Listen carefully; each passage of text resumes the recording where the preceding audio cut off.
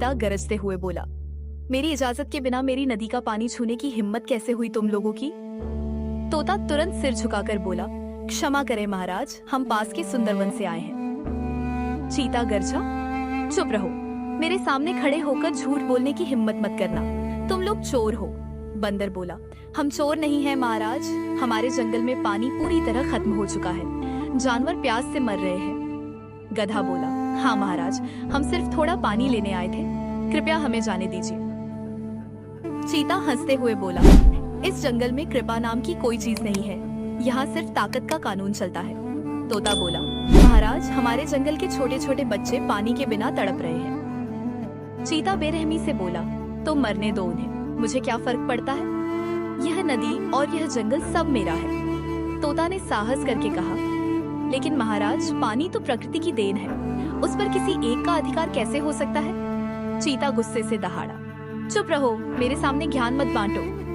फिर उसने कहा, अगर पानी चाहिए तो अपने राजा को भेजो। बंदर ने पूछा, हमारे राजा चीता को? चीता बोला, हाँ, अगर तुम्हारा राजा मुझे युद्ध में हरा दे तभी तुम्हें इस नदी का पानी मिलेगा। फिर वह हंसते हुए बोला, और अगर तुम हार गए तो तुम्हारा पूरा जंगल मेरा गुलाम बन जाएगा, हर जानवर मेरे सामने सिर झुकाएगा।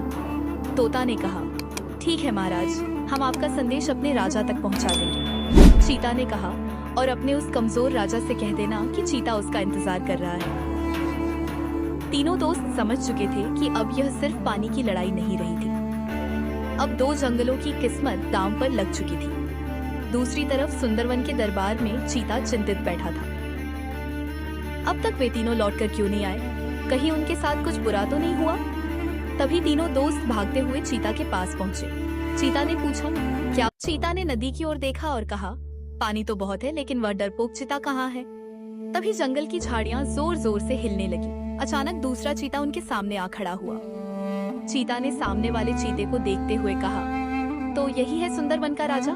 देखने में तो अभी बच्चा लगता है। सुंदरवन का चीता गरजा, अपना मुंह बंद रखो, चीते की ताकत उसकी उम्र से नहीं, उसकी धार से पहचानी जाती है। दूसरा चीता बोला, अभी भी मौका है, मेरी गुलामी स्वीकार कर लो, मैं तुम्हें पानी दान में दे दूंगा। सुंदरवन का चीता बोला, चीता कभी किसी के टुकड़ों पर नहीं जीता, तुमने मेरी प्रजा को दर्द दिया है, अब उसकी सजा मिलेगी। दूसरा चीता बोला, वह तो युद्ध के बाद पता चलेगा, आओ मेरे साथ युद्ध करो। अगर तुम हार गए तो? दूसरा चीता बोला, अगर मैं हार गया तो यह जंगल तुम्हारा होगा और मैं हमेशा के लिए यहाँ से चला जाऊंगा। सुंदरवन का चीता बोला, और अगर मैं हार गया? दूसरा चीता हंसकर बोला, तुम और तुम्हारा पूरा जंगल मेरे गुलाम होंगे। सुंदरवन के चीते ने कहा, मुझे मंजूर है, अब युद्ध शुरू करो। इसके बाद दोनों के बीच भयंकर युद्ध शुरू हो गया। कभी एक चीता दूसरे पर भारी पड़ता तो कभी दूसरा उसे पीछे धकेल देता। दोनों अपनी पूरी शक्ति से लड़ रहे थे, लेकिन कुछ समय बाद सुंदरवन का चीता दूसरे चीते पर भारी पड़ने लगा। आखिरकार सुंदरवन के चीते ने उसे जमीन पर गिरा दिया। सभी जानवर खुशी से झूम उठे, लेकिन सुंदरवन के चीते ने उसे मारने के बजाय उठने का मौका दिया। एक जानवर बोला, महाराज, इस पर भरोसा मत कीजिए, अगर आपने इसे छोड़ दिया तो यह फिर कभी हमारे जंगल को परेशान कर सकता है। सुंदरवन के चीते ने उसकी ओर देखा। दूसरे चीते ने सिर झुकाकर कहा, महाराज, मैं वादा करता हूँ कि मैं इस जंगल से बहुत दूर चला जाऊंगा और कभी वापस नहीं आऊंगा। सुंदरवन के चीते ने अपने साथियों से पूछा, तुम सब क्या कहते हो, क्या इसे छोड़ दूं? हाथी बोला, महाराज, अगर यह सच में अपनी गलती मान रहा है तो इसे एक मौका दिया जा सकता है। अन्य जानवर भी बोले, हाँ महाराज, इसे क्षमा कर दीजिए। सुंदरवन के चीते ने कहा, ठीक है, मैं तुम्हें एक बार जीवन दान देता हूँ। दूसरे चीते ने सिर झुकाकर कहा, धन्यवाद महाराज, आपका यह एहसान मैं कभी नहीं भूलूंगा। मैं वादा करता हूँ कि अब कभी इस जंगल के आसपास भी नहीं आऊंगा। सुंदरवन के चीते ने चेतावनी दी, जाओ, लेकिन याद रखना, अगर तुमने मेरी प्रजा को दोबारा परेशान किया तो अंजाम बहुत बुरा होगा। दूसरा चीता वहां से चला गया।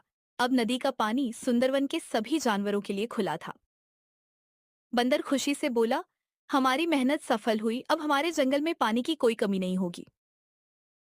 हिरण ने कहा, महाराज, आपने आज हम सबकी जान बचा ली, अगर यह नदी नहीं मिलती तो सुंदरवन के सारे जानवर खत्म हो जाते। सुंदरवन के चीते ने मुस्कुराकर कहा, मैंने अकेले कुछ नहीं किया, यह सब इन तीनों दोस्तों की वजह से संभव हुआ। उसने तोते, बंदर और गधे की ओर देखते हुए कहा, अगर इन तीनों ने सही समय पर इस पानी का पता नहीं लगाया होता तो मैं अकेले कुछ नहीं कर पाता। तोता बोला, हमने तो बस अपना कर्तव्य किया महाराज, असली ताकत तो हमारी एकता थी। सुंदरवन के चीते ने कहा,